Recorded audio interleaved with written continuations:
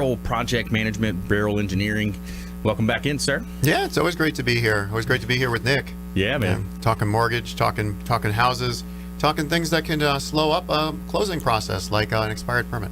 Yeah, expired permits. Walk us through that. Like if there's a permit that is expired, or also I want to talk about adding additional square footage. I just ran into that with one of our listings because, people come in, they save money on getting permits, and a lot of times the contractors say, oh, you don't need a permit, let's just do it. What happens in that scenario? Well, there's two different scenarios. The first scenario is a contractor pulls a permit and then for whatever reason either fails an inspection, doesn't have a good admin that calls in for inspections. The permit becomes expired. At that point, you've got a stigma on the property. A good title company is going to find it during a transaction.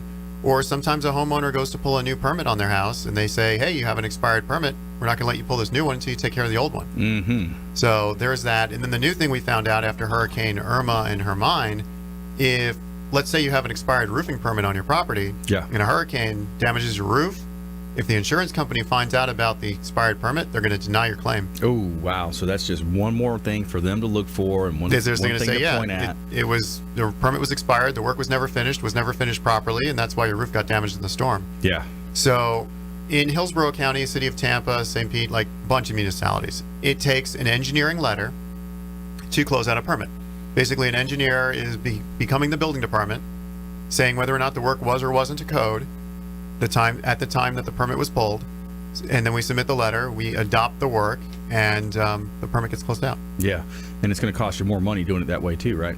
Well, yeah, I mean, if you did it normally, like if your contractor was competent and called in for these inspections or kept track of them, what ends up happening is there's no extra cost. It's built into the permit fee. Right. But to have us come out and do it, there's an additional cost. And then you get the after the fact type. That's permit. A little different. That's a little crazier. Basically, it's called an after-the-fact permit, but there's really no such thing. Okay. You basically have to create new building plans. Whatever you're talking about has to meet current building code. You have to submit for a permit, but then after you get the permit, we can then prepare an engineering letter to close out the permit. So, with the exception of that last step, everything else is just like a normal permit.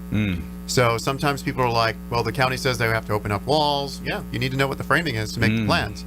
And then sometimes they're like, well, the county said that this didn't meet code on an after-the-fact drawing. They're like, well, this didn't meet the code. They want to see changes. What do I do? I'm like, well, you have to do those changes. They're like, well, I'm going to have to tear down this one section. I'm like, do you want it permitted and approved or not? Yeah. So yeah, after-the-fact permits, usually it's like, I tell my clients it's 90 to 120 days minimum between drawings, permitting process, permitting revisions, permitting discussions, and getting the permit closed out. That's minimum. On expired permits, usually if you call us on a Monday, we can get it completely taken care of, closed out with the city, county by that Friday. Yeah. And a lot of this matters because it's an appraisal that's going to be contingent on the loan closing a lot of times. Well, yeah, I mean, with an appraisal, if Zillow's saying it's a 4.3 or a 3.1 and the property appraiser says it's a 2.1 or a 3.1, depending on what I just said. Yeah. Like the garage is a garage according to the property appraiser and it's a bedroom according to Zillow. Yep. You probably have a permit issue that was never filed for. Right. So in that scenario, that's going to cost, delays in the mortgage process. Yeah, it's 120 days delay and could be up to $2,000 or $3,000 in delay for an after-the-fact permit. We're talking with Leo Cannyn, Beryl Engineering, Project Engineering here in Tampa Bay, helping homeowners with those types of issues. Now, another scenario that plays out is sometimes if you have that back lanai, that back porch, they're going to pump in some AC from the other part of the house and bring a duct in. Now they've added square footage under air square footage, which helps them for their marketing wise. But if you don't do that properly, then you're still going to be dealing with issues when it comes to the financing process. Yeah, and I've seen issues before where an AC technician cut it close on the size of the unit, and by adding a run and dropping it into the lanai, the AC is now undersized for the building and the permit's denied. I've seen stuff like that play out, and that's why you get a permit when you do something like that. Yeah. Because you run those calculations, you run all these checks, you make sure that you're measuring twice, cutting once. That's the whole purpose of the permit. Yes. Make sure that your contractor wants to do something, make sure that they're thinking that they can do it correctly. Yeah. Because it's easy for an AC guy to just go up there, put a junction box in, a T-square, and just run some ducts, some flex ducts, and you have a new vent.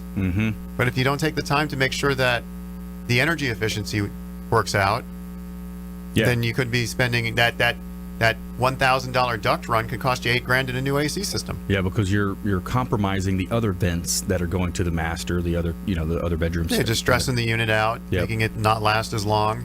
You're messing with the energy conservation for the house. And Florida's very big about energy conservation. Yeah, it is. Yeah, that's interesting.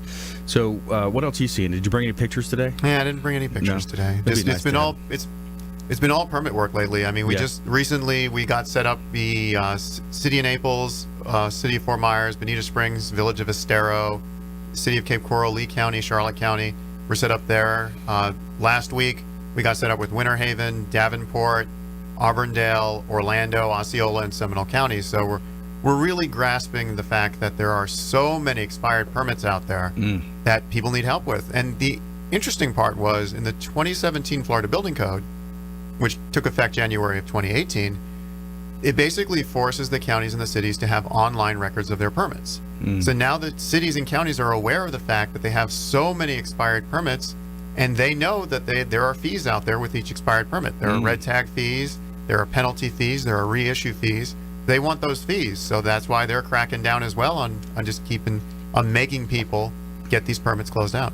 So when you say you signed up, you basically signed up as a vendor with those different municipalities you listed? Yeah, it's not really we'd like to be signed up as a vendor. That's called third-party inspections, Right. which we do those as well for many of these municipalities, but acting in lieu of the building department's a little different. So we don't have to sign up. We just have to find out their process. Do they want a letter that's sealed? Do they have their own specific forms? Can we use a digital? It's just knowing the process, knowing the subcodes.